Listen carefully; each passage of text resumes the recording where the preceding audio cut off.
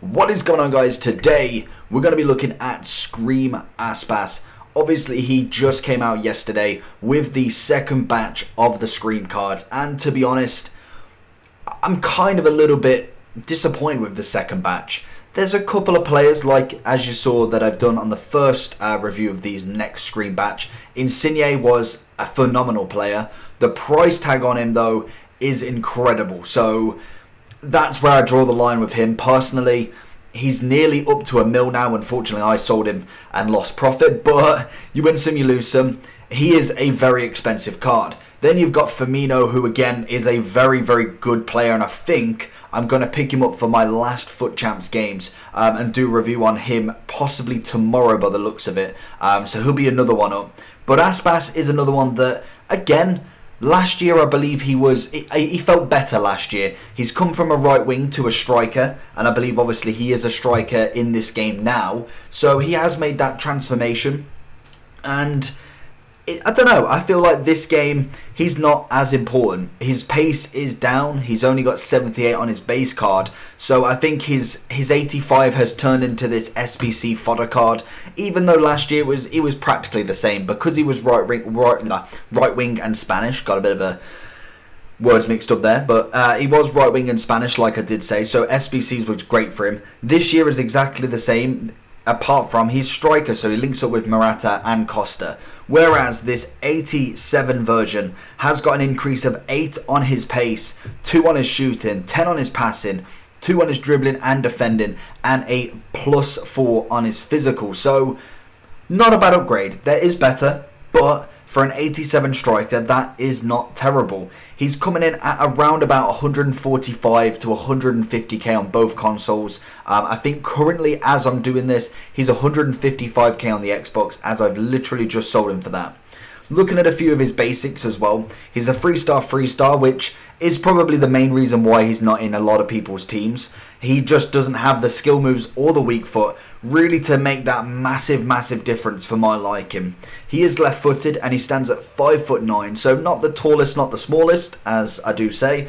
He has got a high attacking and defensive work rate. So again, there's a lot of bad. When people look at their ideal position, you want 5-star, or at least say a 4-star at the very least. Left and right foot is not a problem.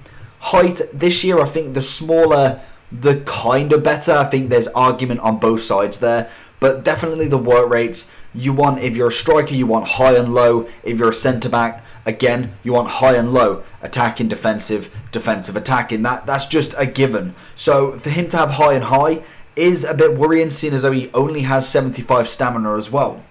I did find he did come back a little bit. I do have the tactics to come back on certain play styles. So if I'm ultra attacking and attacking, he wants to come back. He wants to go forward. Sorry, ultra defending. I have him on balance, so that's where you can kind of see where the natural work rates really put in. Apart from that, I didn't find it too much of an issue. I did find that he was still going forward and still going for them runs, so that's always fantastic. I didn't notice him being out of position because of that work rate, so that's something to just put to bed. Then we look at a few of his stats. Obviously, with the increase of his pace, he now has 86 pace, 86 shooting, 87 passing, and also 87 dribbling. So already, they're fantastic, but he only has 68 physical, so that is something that we're going to be looking at, mainly for the reasons why he isn't really played that much. And I think the main reason for the low physical is the fact his stamina is only 75, jumping wise is only 70. He does have a nice 82 heading accuracy, which I suppose is a nicer fact to this card, but he only has 66 aggression and 63 strength. The guy is not ruthless up front, and that's something that I did notice with him.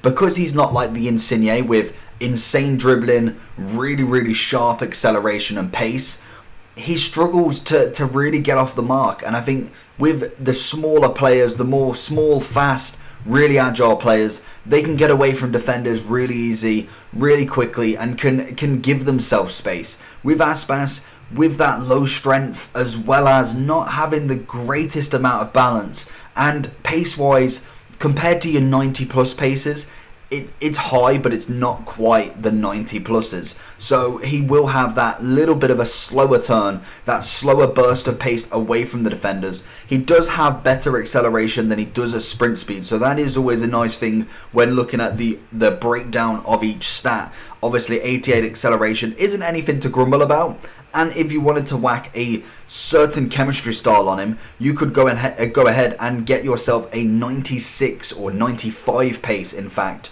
Aspas with 92 passing. That would make him up to an 82 striker or 89 striker. If you was to put Hawk on him, again he'd be 89 striker, and also the same as finisher. You would get that little bit of an increase in the shooting. It'd be 95 shooting and 72 physical. And also if you wanted to put that Hawk on him, it'd be 90 pace, 92 shooting and 72 physical. For me, Hawk is most definitely the best chem style to put on him. I personally would live by that. 90 pace is fantastic. 92 shooting is incredible. And then also does add that little bit more to the physical, just to make sure that he's got that little bit extra, that little bit about him. Bit more to go with and a bit more to work with. So what are we looking about his shooting? Obviously as an overall, it's 86 as its base, 88 positioning, 90 finishing, 80 shot power, 84 volleys and 83 long shot. I know I'm reading a lot of stats out to you, but I kind of want to get my point across, as well as just telling you so you don't have to look it up while I'm on about. It's good. I like his finishing. I think shooting wise is definitely his best element, and that's always good for a striker, obviously, but I like it. I think he's got fantastic finishing. He's really calm, he's really collective, and does pull off some insane shots as well. Dribbling wise, it's okay. I think there's some really high attributes that you've got here. 89 agility, 87 reactions, composure and ball control, as well as 88 dribbling. It's just that low balance of 73 that really put a little bit of a downer on this guy's dribbling. Really, you don't notice too much. For me, I didn't notice him losing balance throughout the game. He weren't just getting hit by a sniper and falling over. He weren't just getting touched by 1 foot and that's it, he's gone. So for me, dribbling was okay.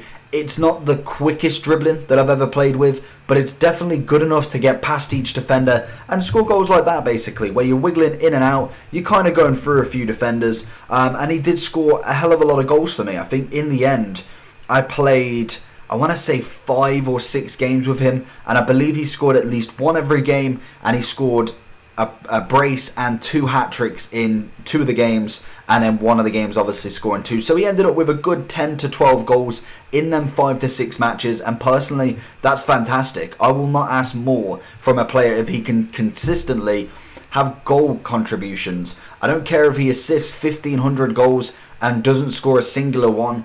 If he's assisted 1,500 goals in 1,500 matches, I'm quite happy with that. Personally, goal contributions is where it's at for me, and if he's making the right moves, even if he's not scoring the most, if he's played 50 matches and he's scored 25 and he's assisted 25, every game he has done something to get yourself a goal, and that's something that I really like about this card. He seems like he's very consistent with that, and that's something that I liked with Insigne as well. Obviously, I personally think Insigne is better. He does cost almost 6 times, no, 6 times? No, about 5 times more than this card, if my maths are correct. They may not be, looking at it, but they may be.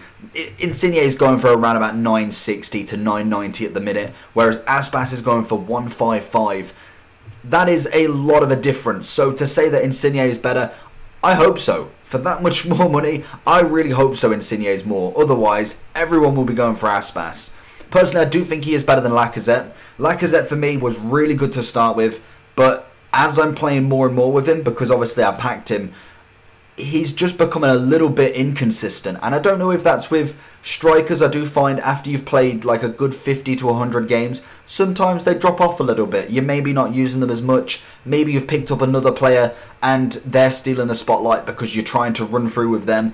It's possible. But I think Lacazette for me lacks that consistency for me. And Aspas personally, after the 5 to 6 games, whatever I played with him, was very, very consistent in each game, and I overall really liked him. I thought he was a very nice card, very cheap for obviously a Scream card as well, especially 2 days in, so he has got time to drop. I believe he will drop to probably 100k by the end of the week. He's got to, really. I don't see him staying at 155 on the second day during FUT Champs. Once Monday comes, packs start coming, rewards obviously on the Thursday. People are going to be panic selling just to get rid of him, or at least just selling him off because they maybe have someone else. They maybe have Insigne for 5 to 6 times the price. I don't know.